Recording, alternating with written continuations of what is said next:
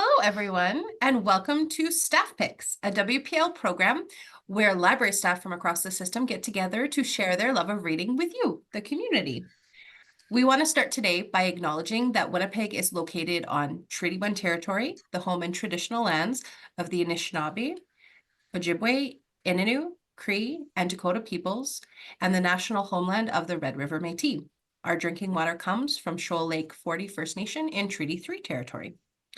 Thank you for being with us. Each episode of Staff Picks has a theme, and today's theme is audiobooks. Yeah, we're all very excited.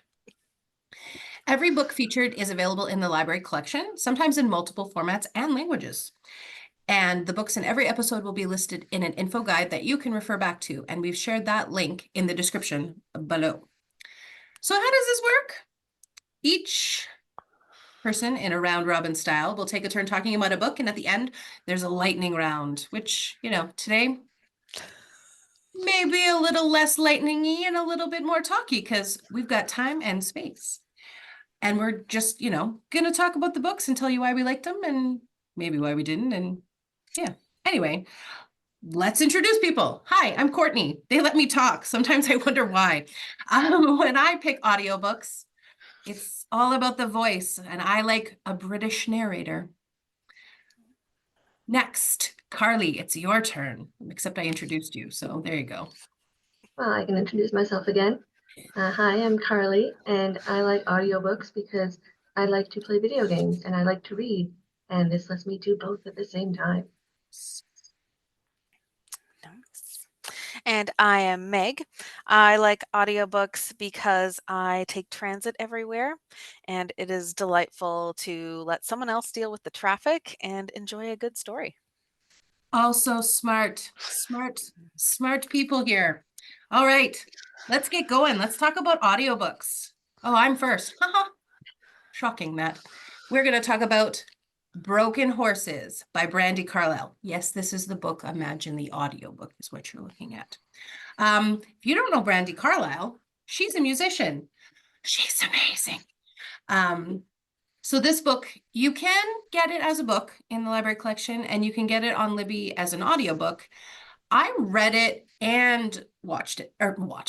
No, I read it and listened to it. And I got to say, both were great in different capacities. Because in the book, okay, you get pictures, but when you listen to it, you get to hear her voice. And then she recorded 30 acoustic tracks of the music that shaped her life. So there's, Joni Mitchell, some Elton John, all like her version of it, only available in the audiobook. Special, very cool. So Brandi is an American singer-songwriter. She plays folk rock, alternative country, Americana, and classic rock. Did a cover of Soundgarden. Also does a lot of Joni Mitchell, Tanya Tucker. She's kind of like all over the place. She's a 2S LGBTQIA icon, a humanitarian and activist.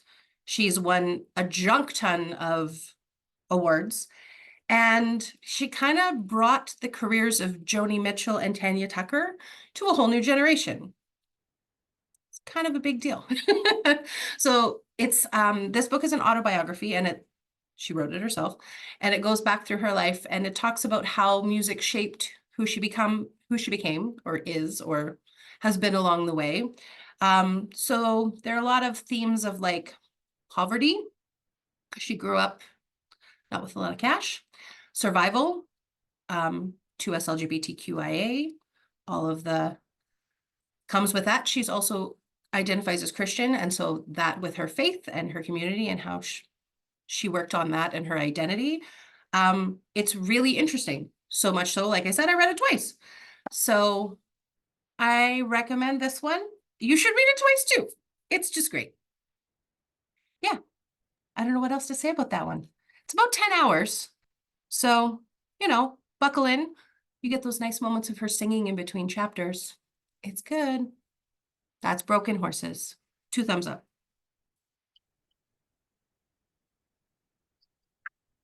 So I'm next then, and I would like to talk about Evolution by Max Brooks. really happy that we had this one because it was the first audiobook I ever listened to. So it kind of set the precedent. You know, if I'd listened to a lesser one, then maybe I wouldn't have tried audiobooks again. It's narrated by Judy Greer. She's an actress and she did such a good job. I'm like, if they ever make this into a movie, she has to play the lead role because she's just become that character for me. So if you know Max Brooks, you know, he writes kind of realistic fantasy, supernatural horror. So he did World War Z about the zombie apocalypse. And then this one is about a Sasquatch massacre in America. And it stars a woman named Kate who moves to an isolated area called Green Loop and with her husband Dan. And this area, it's like kind of the perfect horror setting because it's cut off from the rest of the world. There's only one road in and out, and they get everything delivered by drones. And the only way you can get online or use your phone is because of a single fiber optic cable. So it's really easy for them to be like cut off from the outside world, which happens when the nearby volcano erupts. And like they're fine, like no one dies, but they are suddenly cut off from everyone because emergency services are focusing on people closer to the eruption, and it's hard for them to get anything delivered to them. Food starts to run out, you know, people start to, you know, panic. And the man who created the area they live in called Green Loop, the man is a tech mogul named Tony Durant. He lives there with his wife, and he sort of takes charge when this happens. He orders people to shelter in place. He kind of takes on like this boss mentality and kind of tries to make everything a little less scary, but also takes charge in a way that's kind of not necessary. Kate, in order to just kind of pass the time, she likes to go hiking. And one day, as she's hiking, she finds evidence of some kind of creature, some kind of like large creature. She tells people about it. They kind of dismiss her. They think it's a bear. She's not so sure. She keeps finding more evidence. And then one day she actually sees this Sasquatch-like creature. But of course, no one believes her. But then as time goes on and they're still stuck in their homes and cut off from the world, these creatures start to make themselves known and start coming into the town and destroying things. And I mean, they're already losing their food, and we have these creatures who are trying to get their food too. And it becomes kind of like a showdown between humans and these cryptids.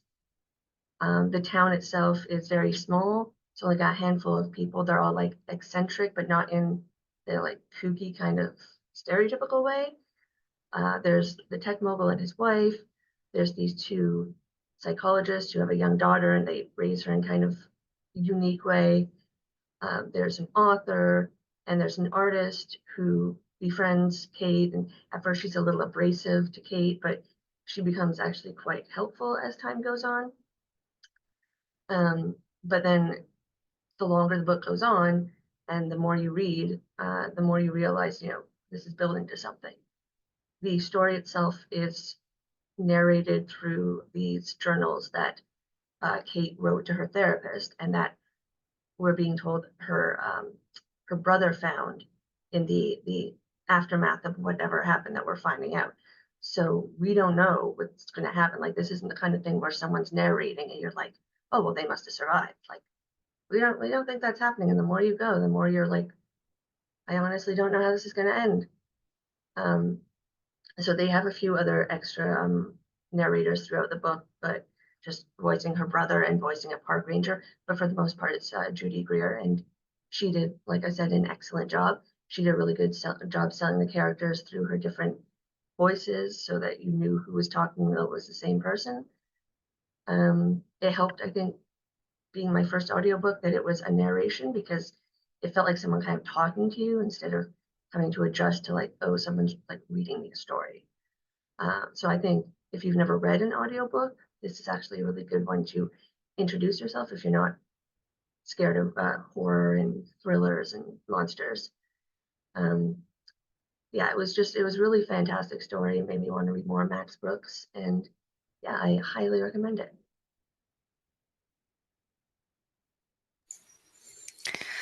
Nice. I love a book where the author brings you to the point of like, is anyone going to survive? Like, am I the only one who's going to get through this book? It is just so delightful. Uh, my read has zero monsters in it. So my first pick is Last Night at the Telegraph Club by Melinda Lowe and read by Emily Wu Zeller. It's YA historical fiction, about 12 hours long. So, okay, this was on my to read list forever, and I kept putting it off and putting it off and putting it off. I regret that so hard because it was such a good book. To use Courtney's term, it has won a junk ton of awards, including the Stonewall Award, one of the most recognized and long-standing LGBTQIA plus awards for books, and sponsored by the American Library Association Rainbow Roundtable.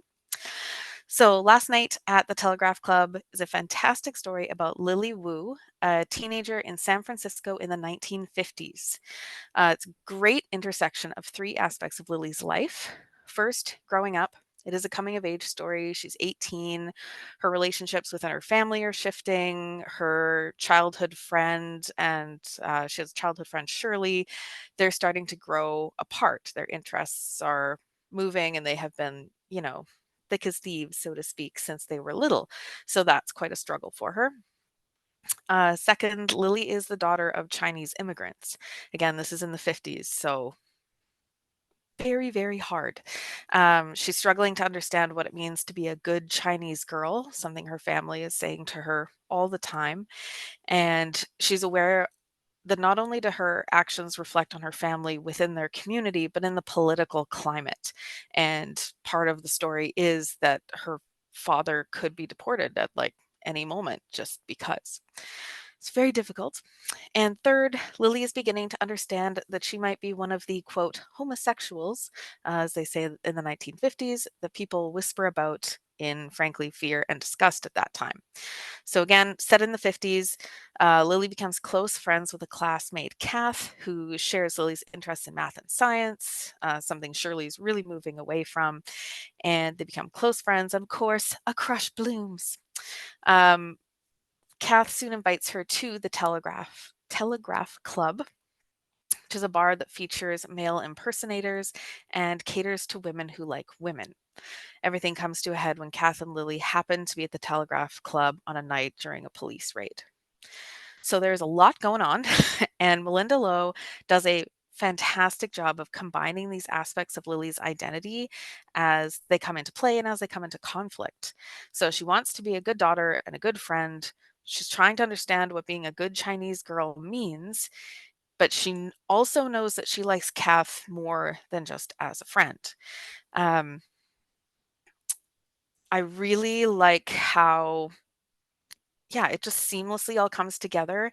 And Melinda Lowe does a great job of keeping it relatively light. So these are some really heavy topics. It's a realistic coming of age story for a young queer woman in the 1950s and the daughter of Chinese immigrants.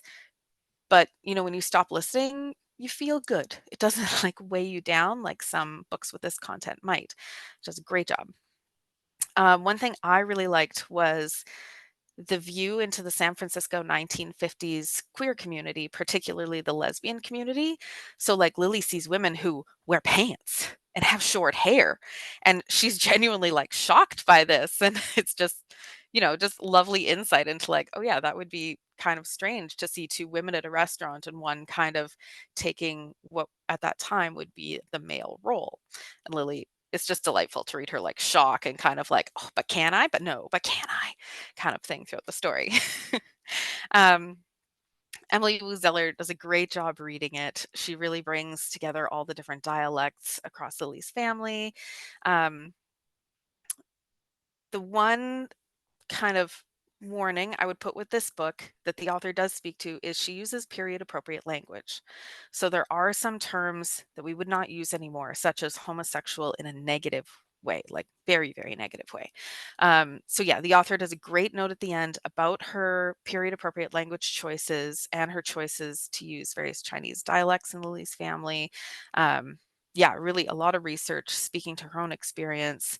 And again, reader Emily Wu brings it right to life. I'd recommend if you like coming of age stories, any of the subject matter we mentioned, and just a good book. We have it as an ebook and or an e-audiobook, ebook and a print book. I'm intrigued. I got into a little bit of a with this. So here's another autobiography by another musician. Shocked? Probably not. Uh, Dave Grohl, the storyteller. If you don't love Dave, you should love Dave. If you don't know Dave, then rock royalty lesson. In Nirvana, and then Foo Fighters, and then Crooked Vultures. Also, hilarious human. Dave reads this book himself, which that's just a good idea for a musician, I think. If you can find an audiobook where the person who wrote it is reading it, that sometimes just is like that extra little touch. So Dave is telling all of his tales. He's telling his life from when he learned to play drums on the pillows, not on a drum kit, but on pillows on the ground, until he, falls off a stage in Australia, or all of the other shenanigans that crazy rock musicians get themselves into. His stories are funny. They're meaningful, they're entertaining, and he's honest. He talks about the heartbreak of losing his friends, who Kurt Cobain, we all know how that goes. And it's lovely to hear his side of things in a real honest way.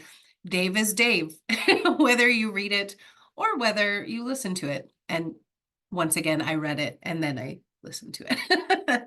So themes are really like self-discovery, music, identity, all of those lovely things. And it starts from when he's like a kid in Virginia to a dad taking care of daughters and what that's like and all sorts of things. Yeah, I picked it because just a little bit of a music fan, and then I read it twice because it was so good. It's also a New York Times bestseller. Like, there's something to this. So really, if I haven't convinced you, read it. It's really good. That's it. Yes, that sounds really good. I do like that music, so maybe I should read the book. So my next choice is Winter World by A.J. Riddle. I'd actually never heard of this author. I've never heard of this book. I was just scrolling through the Overdrive available now titles, trying to find something that didn't just star a woman and wasn't written by a woman, because I found all the books I had chosen starred women, written by women, and I thought I have to have at least one different one in there. So I found this one in the sci-fi section, and it's not even that old. It's from like 2019. So I'm like, how did I not hear about this? Because as soon as I started listening to it, I was like, this is really good. Like, how did I miss this? It's about the not too distant future. The Earth starts getting just rapidly colder. Ice caps start moving south, and I think at this point Canada's like completely covered in ice, and everyone's like just migrating south. There's like a population issue because the amount of space you can live in is rapidly shrinking, and there are like camps being set up for all these refugees from like northern Canada and Canada and the northern United States. And meanwhile, there are astronauts in space who are trying to figure out like what is going on. One of them is, there's two narrators. One of them is Emma Matthews. She's commander on the International Space Station, and she's looking at some drone footage. She sees something that's in front of the sun. It's not like blocking the sun, but it's like a little object in front of the sun that looks completely spherical, like it's not something like asteroid. It's something that was man-made or made by something. And she's sending the data to Earth when the space station is attacked. She's the only survivor of her team, and she's left floating in space, or in her escape module in space. And then we switch to the other narrator, who is Dr. James Sinclair. He is considered a brilliant mind, like one of the smartest people on the planet, but we meet him and he's in prison. And we're like, what is he in prison for? We don't find out until like very late in the book, so I'll just leave that to your imagination. But he does say he invented something to help deal with the problem, and that upset people, and he got like a lot of enemies, and he got charged with something, and now he's in jail.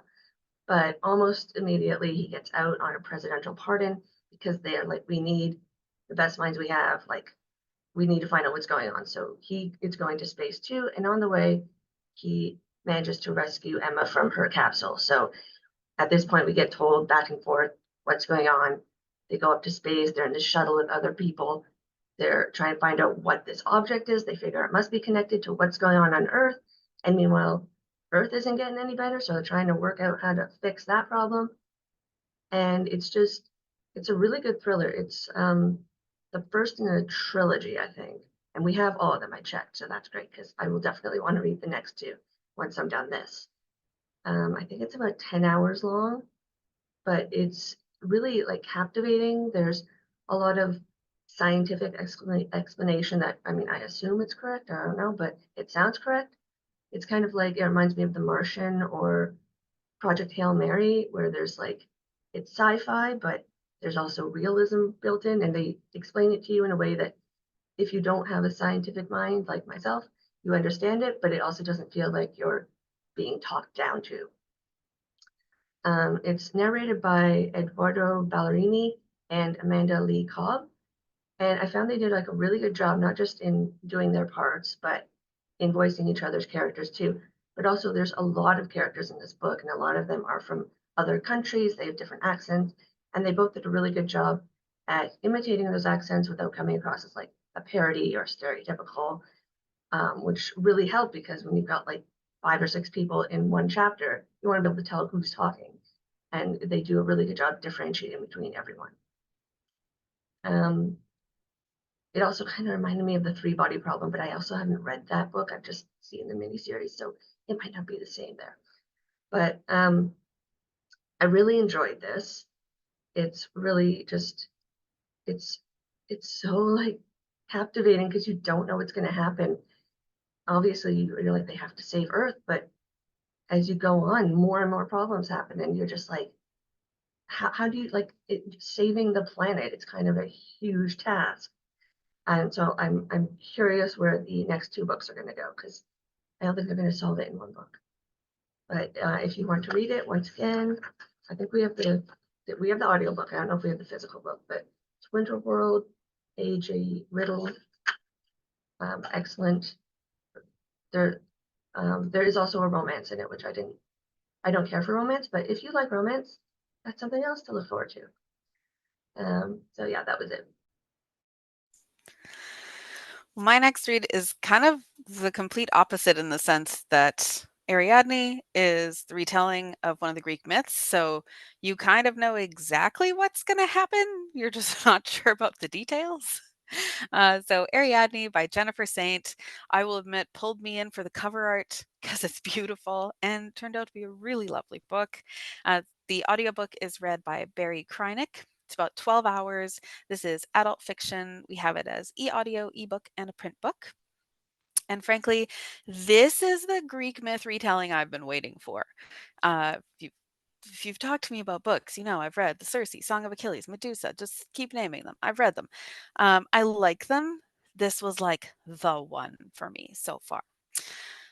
So as I mentioned, we kind of know what's happening. So I was like, how do I sum up the book without spoilers when everyone knows the story, maybe? But quick rundown of Ariadne's story.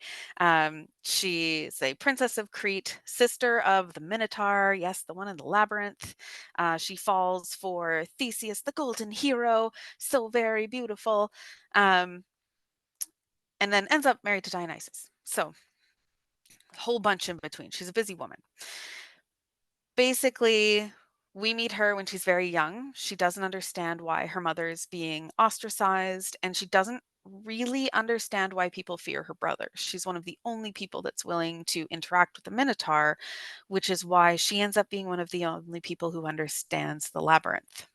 So she's hanging out one morning, sees the sacrifices coming for the Minotaur, and sees Theseus, and he's golden and he's beautiful, and I can't let him die. And the author just does a really good job of like, she's a young woman who is generally kept in her little palace life, and he's a really attractive young man, and she's really into that. um, I just think they did a good job of like, at no point does the author call it love. It's clearly like this infatuation. It's a youthful thing, but it is so strong, and she is making choices. So Ariadne gives Theseus the secret to the labyrinth. She then follows him off Crete and is stranded on an island, and he sails away because, you know. But turns out this island has fruit that just magically grows all the time and fountains of wine. And Dionysus appears not super thrilled to see a human on his like secret island. And then a lot of Ariadne's story in this book was her conversations with Dionysus. She has this beautiful, quiet strength. She's very loving and kind, but she realizes she made a pretty horrible mistake. She trusted someone she shouldn't. And it's a lot of like coming to trust herself, coming to trust Dionysus. And their relationship is just this fantastic growth of respect and understanding that turns into love. Really, really fantastic, wildly different than how her feelings toward Theseus were written. We also get her sister's perspective, Phaedra. So we kind of zip back to Crete at various times where they think Ariadne's a traitor. Phaedra ends up marrying Theseus. Scandal. Oh my gosh, your sister's ex. It's as delicious as it sounds. Uh, and the Barry Krynick does a great job of reading the two sisters, again, not throwing voices, but very different. So Ariadne is this calm, mature, like, whoop, made a mistake, gotta fix that. And Phaedra really lives in that more emotional, like, no, but I love Theseus. And then maybe she sees somebody else and loves them, and things don't go great there. Again, it's hard to be like, what's a spoiler when it's ancient Greek myth? Uh, but fantastic retelling. I loved the portrayal of the quiet strength we get. And again, like the difference of kind of love and the different loves that are explored in this story. Highly recommend. Jennifer Saint's new book, Hera, is out soon. We have the book available for holds. My hold is placed. I recommend you place your own. That's it for this one. Ah, The Foibles of Youth. Good stories, though.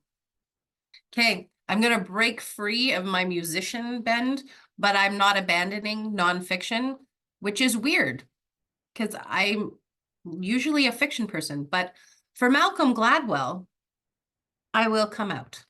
So, if you don't know Malcolm Gladwell, he is a Canadian who lives in New York, I believe now, writes for The New Yorker. In fact, I believe he is a nonfiction writer, has podcasts, a couple of them, in fact.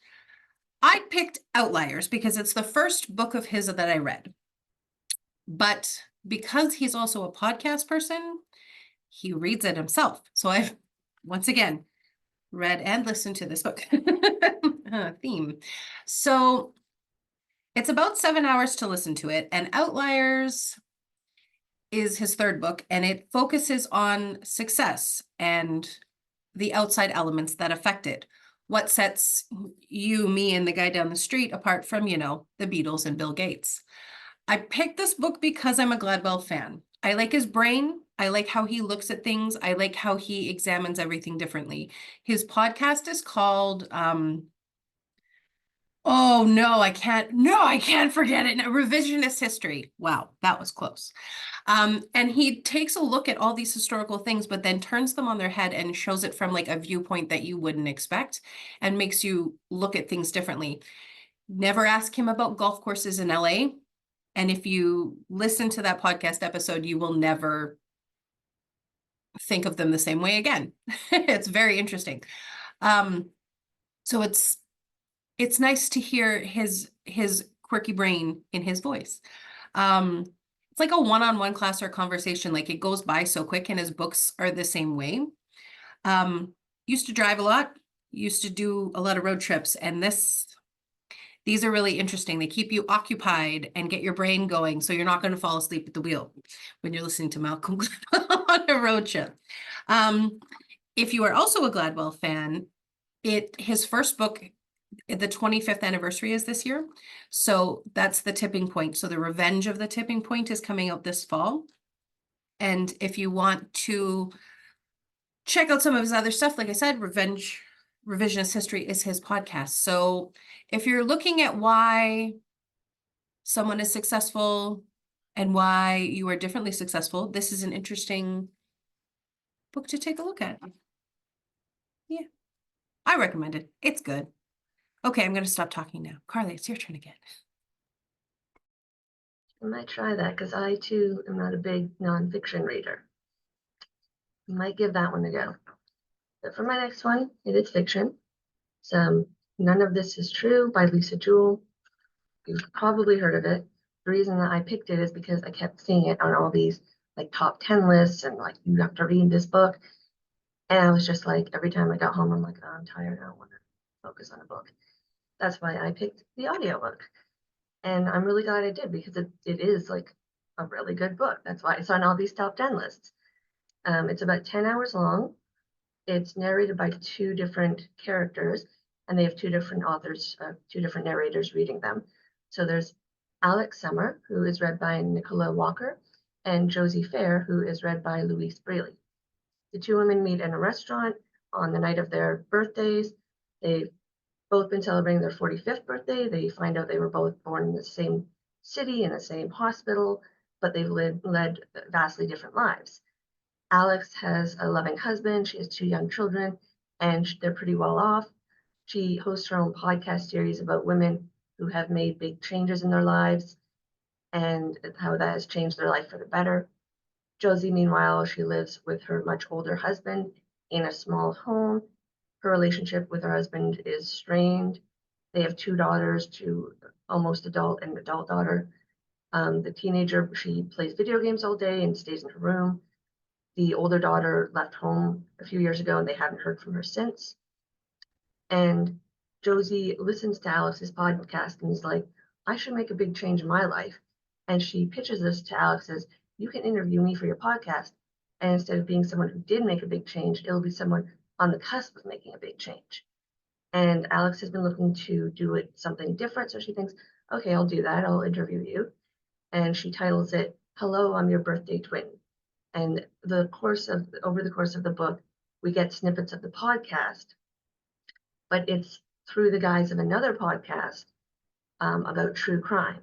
So we know pretty early on something happened during this podcast during this time that led to it becoming a true crime story. I mean, true crime, like fiction, true crimes. None of this is true. Is the title of the book. That was unintentional.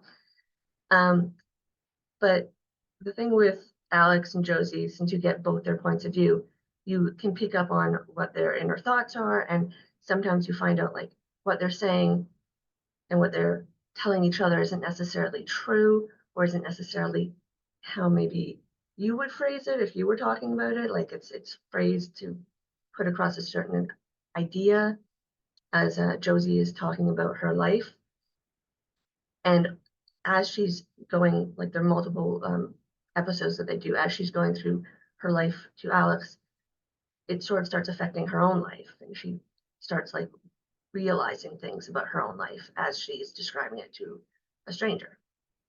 But then Josie disappears and Alex gets like swept up into all of this because she was like talking to Josie and the last person to see her.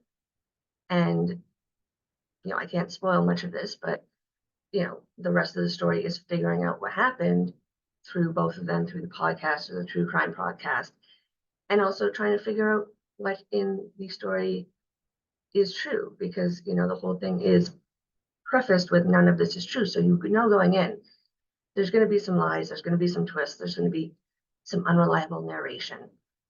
And it really it's like whatever the page turning equivalent of an audiobook is, that's what it was for me. It was like every time I'm like, okay, I'm going to stop for the night, it's like it ends with something and I have to keep going because I'm like, what do you mean you just said that?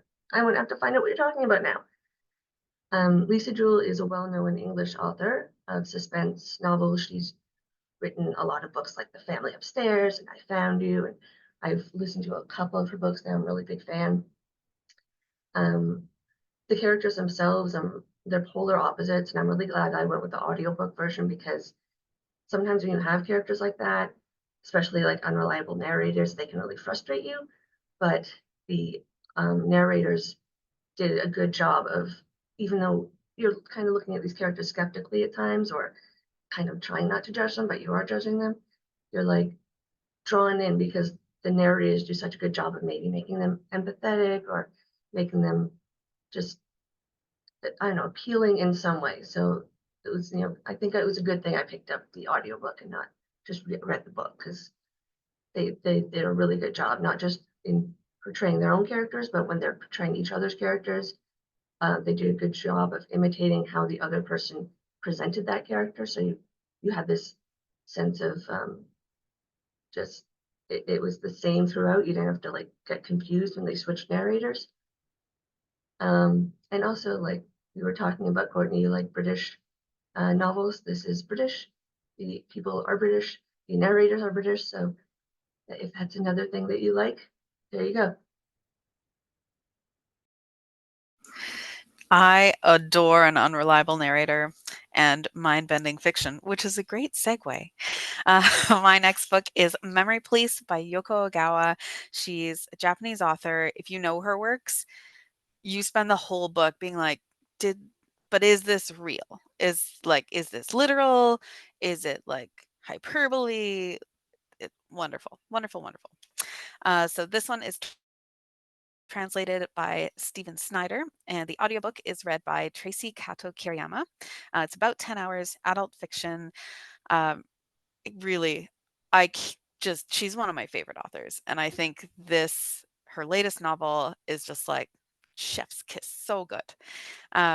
It is also a wonderful introduction to her writing and that kind of surreal quality. It is also a big award winner, including 2019 National Book Award, longlisted for both the 2020 International Booker Prize and the 2020 Translated Book Award. I'd recommend if you like Haruki Murakami. It has a similar like matter-of-fact quality as it is bending your mind in strange ways. Fans of Orwell's writing, particularly 1984, or Kazuo Ishiguro. Again, it's a similar kind of surreal quality with an uncomfortably real potential future. So, Memory Police specifically, it's a world where things are forgotten and they are truly gone after that. So, our main character's father, she doesn't have a name. She's you, she's me, she's all of us. Um, Her father is a naturalist. He studies birds, and then one day birds are forgotten. So they wake up, these strange things in the sky are flying away from the island, and they carry on with their life. And it's like you have no memory of birds, you don't know what they are, they're just gone from your mind. Her mother turns out to be one of the rare people who continues to remember things after they've been forgotten. So she doesn't really understand this when she's young. Her mother has this hidden room where she takes things out and she's like, this is ribbon. And from the daughter's perspective, she's like, what is this shiny, strange fabric? It's not useful. Please move along. So you really get this concept of it's gone. It's uncomfortable. There is no memory. There is nothing that connects people to these objects anymore. So of course, the memory police come for her mother for research, and she's never seen again. We assume she's dead, but we don't know that. There there are a few times when the author is like, maybe she's still alive somewhere, and you as the reader are just like, no, she's not. But still fantastic. Um, the Our main character is a writer, and she finds out through the story that her editor is also one of these people who remembers.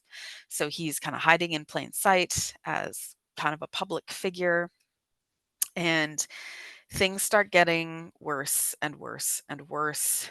Books become forgotten, so she doesn't have a job anymore. Um, And because things are getting more restrictive, it's getting harder for the editor to hide. So our main character ends up working with this old man she's friends with to build a hidden room in her house for him. So the editor continues to live there. They slip him things when they're forgotten so he can continue to remember them and try to get them to remember what they are. Um, and at one point, another example, like the old man lives on a boat and boats are forgotten. So she wakes up one morning and he's like, all my possessions are on this strange thing in the water. Can you help me move into your house? So it's really just this like surreal, hyperbolic future where censorship has won in a horrible way. Um, the question of how much how much needs to be forgotten for you to lose yourself. So for our main character, she starts thinking about like, well, do I really need my right arm? Like, I don't know. It's, whatever. But for the editor, he's like, no, this is music. Music was forgotten a long time ago, but it's so important. And she's sitting there trying to understand these people saying words in a strange way. Um, it's got this kind of grieving quality to it because you're just losing things constantly through the whole book. And it's just matter of fact at the same time because she forgets things and they're forgotten. That's it. Um, yeah, really fascinating view of, again, that like uncomfortably real future, especially as librarians, we're all engaging with censorship all of the time. And this is, you know, a really hyperbolic portrayal of things could be forgotten and that could be enforced. And what does that mean for you? So cannot recommend enough. I know that sounds like a lot, but it's a very good book. Fantastic read in the audiobook again. And Yoko Ogawa has a new book coming out, Mina's Matchbook. We have print copies already on order. I haven't heard about a translated audiobook yet, but I am very hopeful. Intriguing. Although if we forget music in books, I'm not a fan already. So, okay, it's lightning time, except I don't think we're in a rush. So let's just see what happens.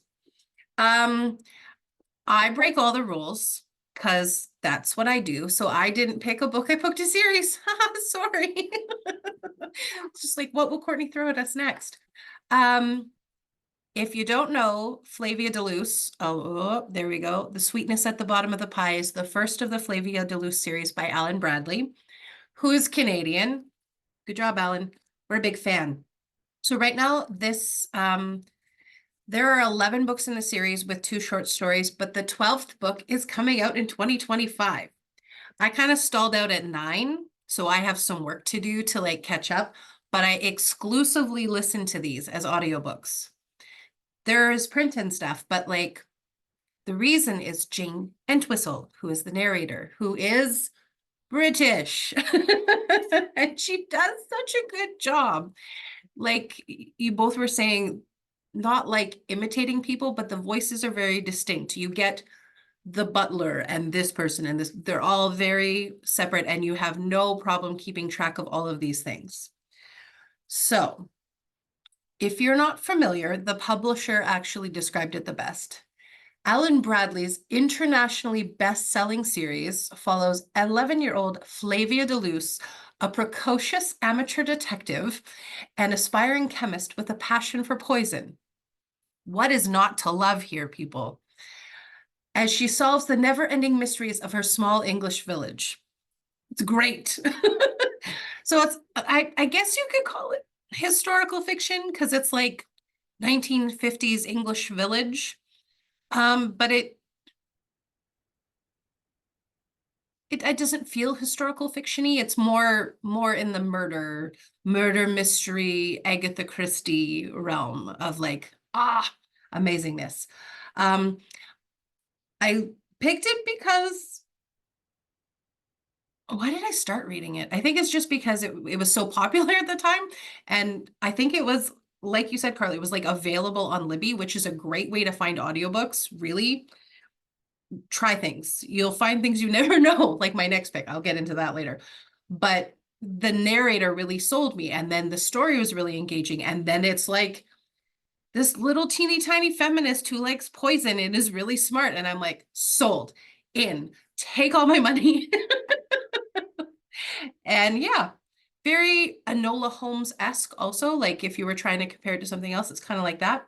So recommend, get ahead of it because they're slated it to be a movie next year. So you want to get in knowing what's happening with the books and then go from there. But yeah, you can read it, but audiobook this one for sure. Good. I'm actually currently listening to that audiobook, and now I'm like, I gotta do that before the movie comes out. Yeah, finish it. My next one is The Coworker by Frida McFadden, narrated by Alison Krawchuk. And I don't know if you've read any Frida McFadden, but like Lisa Jewell, she's just one of those authors where I'm like, she has a book coming out. Okay, I'll read it. It's like a thriller, suspense.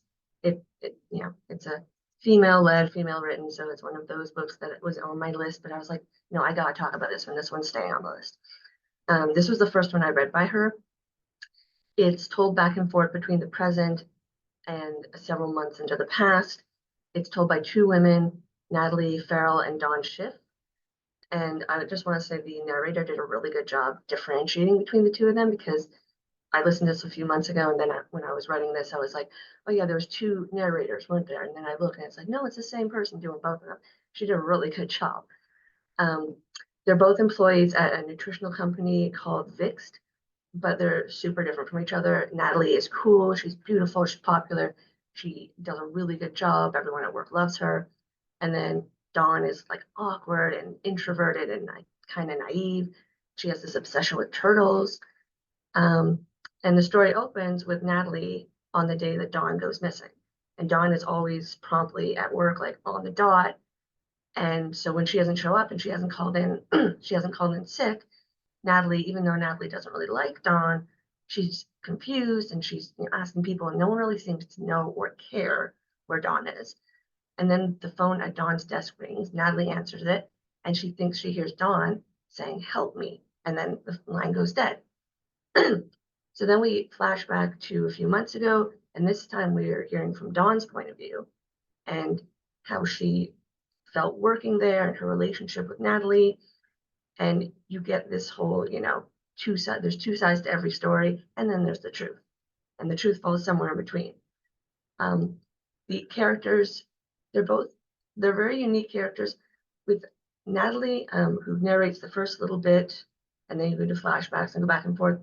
I didn't like her at first, and I thought, if I'm supposed to like her, I'm not going to like this book. If I'm not supposed to like her, you're doing a really good job, because it's from her point of view, but you still get across that she's not a great person. Like, even though she's the one telling the story and like building herself up, you're still like, you sound kind of like a jerk. And luckily, that's what the author was going for. So I'm happy that she was supposed to be unlikable.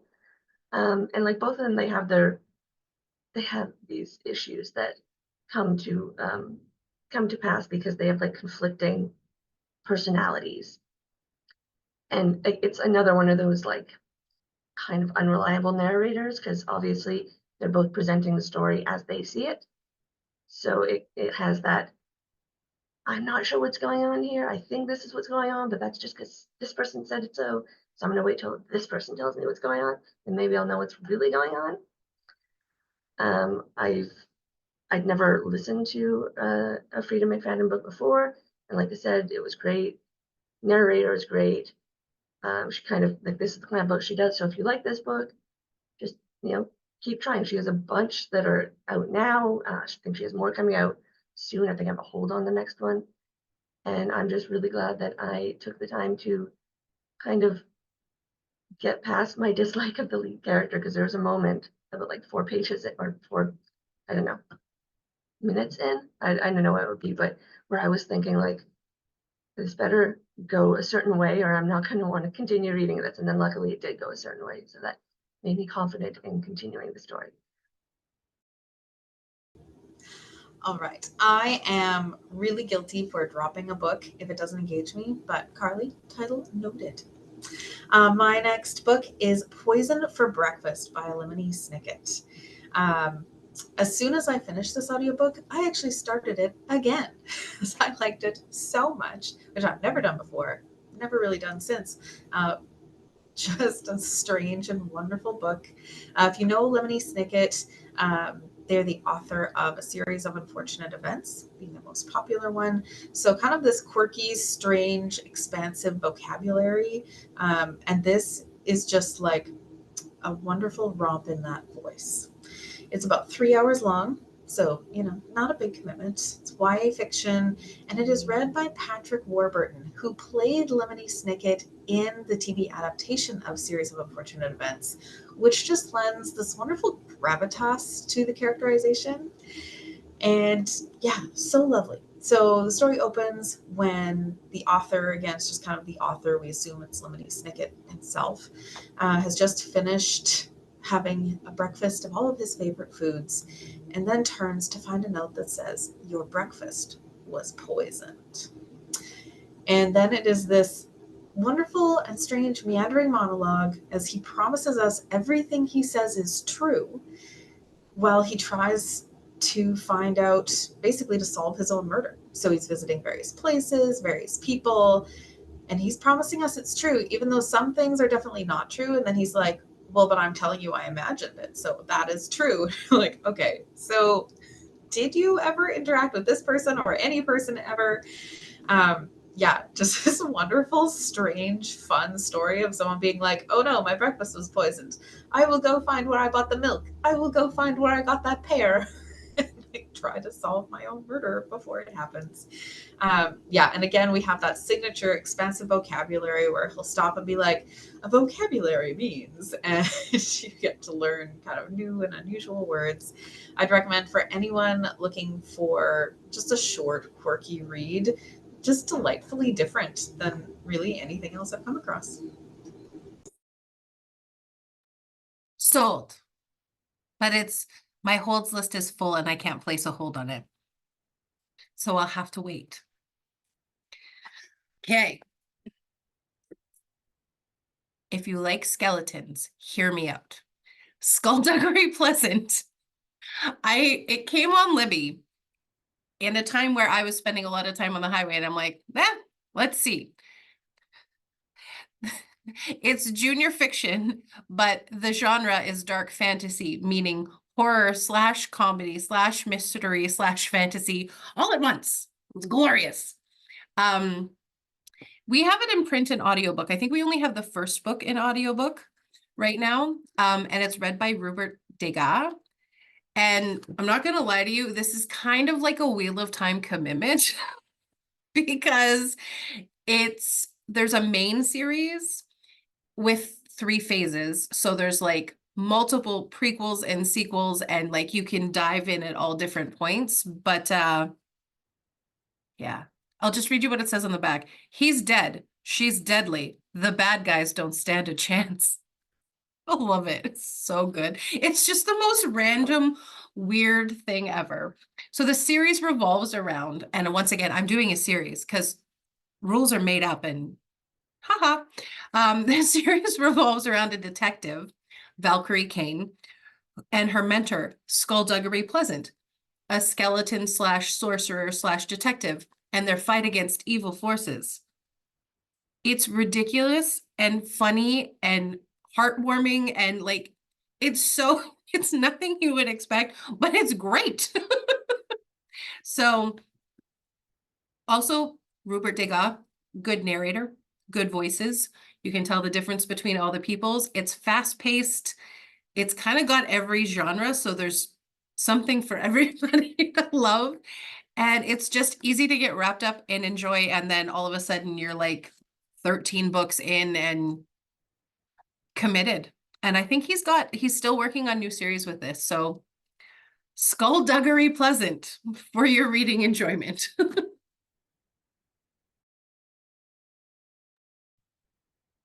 I actually love the cover of that. Someone ordered all of the books into our library, and I just saw the first one. I was like, what is this skeleton? I must read this. So it's on my list. I haven't read it yet. Maybe I'll bump it up a few pegs.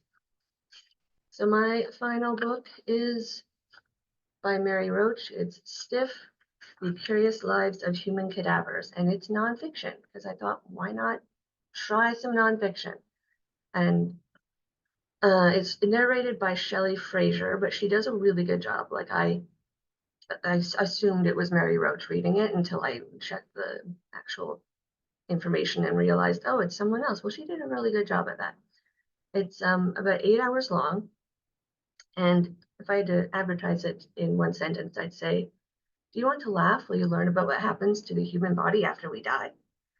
Because this book is surprisingly funny, but it's very like dry, witty, kind of funny. Like she'd be narrating it and she'd say something, and I kind of wouldn't notice that she was making a joke until like my brain caught up to what she just said, and it's like, oh, okay, that's not like legit what's happening here.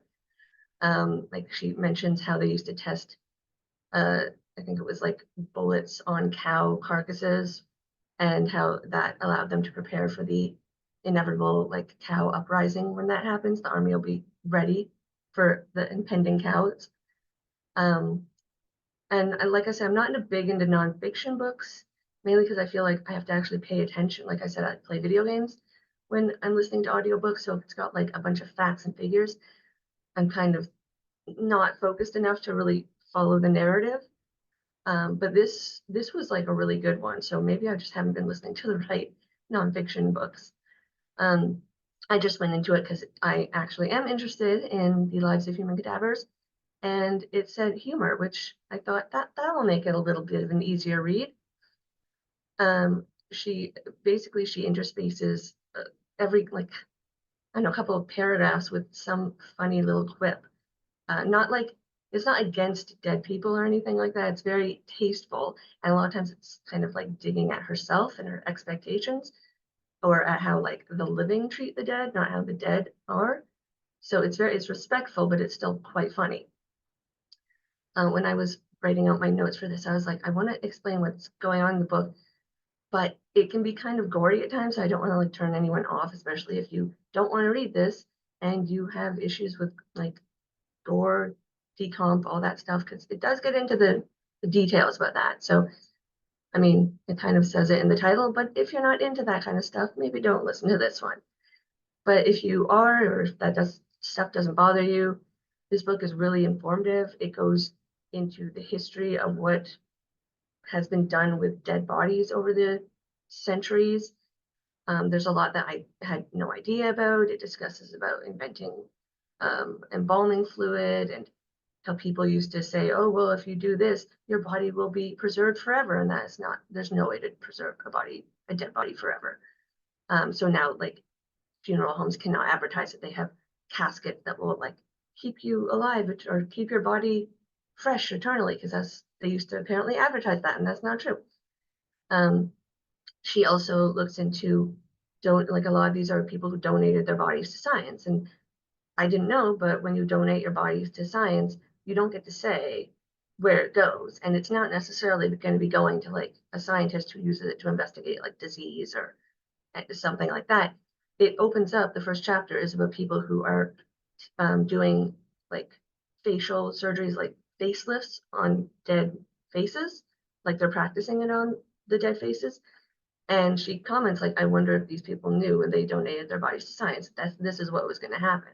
Because you won't find out unless the people who get your body are like, I'll share this with their loved. I mean, you won't find out because you're dead, but your loved ones will find out only if the scientist decides to share that information. And you can't like check a box that says, I want to be used for something that will educate people. Like sometimes you will, but sometimes you'll be used as like a crash test dummy, or you'll be put in the ground in a body farm to test the effects of decomposition, which are both very useful, but they might not be what you're thinking of when you're thinking of what will happen to your body. It's really like fascinating when she goes into depth. I'm not going to go into depth, but when she goes into depth, I found it very fascinating, all the little details about what happens to your body when you die.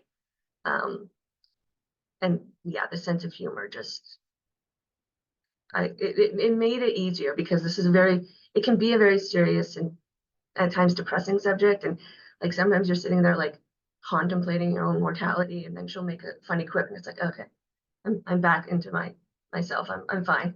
And then she just goes on and starts discussing like airplane crashes and stuff. And I think it really helps that she kept the humor going throughout the book. And I appreciate that. So, if you've never read nonfiction before and you're fine with this kind of stuff, I recommend it. Karli, for the first time ever in one of these, I can guarantee I will not read that book, but it sounds great in its own way. My last pick is also nonfiction. It is Norse mythology. It has quite a dark cover, but we try. By Neil Gaiman, and it is read by Neil Gaiman. About 6 hours long, adult nonfiction. Courtney's nodding because Neil Gaiman is near and dear to most of us, I think. He is a very loud and active advocate for public libraries, and he also has just innumerable, very popular books. He has a very strong fandom. He actually started as a fan fiction writer, FYI. Anyway, fun facts over. So, Neil Gaiman, Norse mythology. Basically feels like you are sitting around a campfire with Neil Gaiman telling you Norse mythology, which is just so wonderful. I cannot express this enough. He opens up with an introduction about how he loved the original Mighty Thor comics so much that as a kid, he started looking up Norse mythology and very quickly realized they are very, very different, both good. But the Thor of Norse mythology really not at all like Marvel's Thor. Still, he kind of dove into this world, and he makes a comment that was really what sparked his imagination into these worlds of fantasy and wonder and magic. He just couldn't get enough. It's just researching all of the different stories. And here he has summed it up for us very nicely. So first chapter is called The Players, where it's just who is Thor in 50 words or less kind of thing to give us a brief overview. And then the book moves into stories that are one chapter each, kind of in order in a sense. The first chapter is the origin story of, I guess, the Norse creation myth that introduces Odin, who is not the oldest figure and not the father of the gods, as modern pop culture tells us, and ends with a chapter on Ragnarok, the final destiny of the gods. In between, we have funny, frightening, adventurous tales of all kinds. I particularly liked The Treasure of the Gods, which is a classic story about Loki trying to trick Thor. Loki tries to manipulate the dwarves, who are much too sly for that. And yeah, it's just these almost episodic stories, which are really lovely. Again, read by Neil Gaiman himself, which makes it even better. It's kind of both cozy and thrilling the way he reads it, which is a lovely combination. It is nonfiction, so rather than the Greek myth retellings that we all know I like so much, this is truly he spent really a lot of his life researching Norse mythology, and this is him telling us those stories. So not, I guess, in his words, but not his take, so to speak. We have this as an e-audiobook. We also have it on disc, so if you're looking for CDs, we have it there. We also have it as an ebook, print book, and available in large print. So there's really no reason for you to not read this book. And if you like Neil Gaiman, it's similar to, I would say, American Gods and Anansi Boys, more so than his other works. Those two do tend to stand apart a bit. So again, kind of getting into that myth and just enjoying his voice. Highly recommend. Neil Gaiman reading. Neil Gaiman it's the good stuff. All right, we did it. No, that's not 20 books. 5 times 3 is 15 books. But we mentioned others, so we probably went over 20. And technically mine were series, so we might have cleared 75. You're welcome. That's all, thank you for watching. We love recommending books to all you people who are watching, and we hope you're able to come see us the next time. See ya.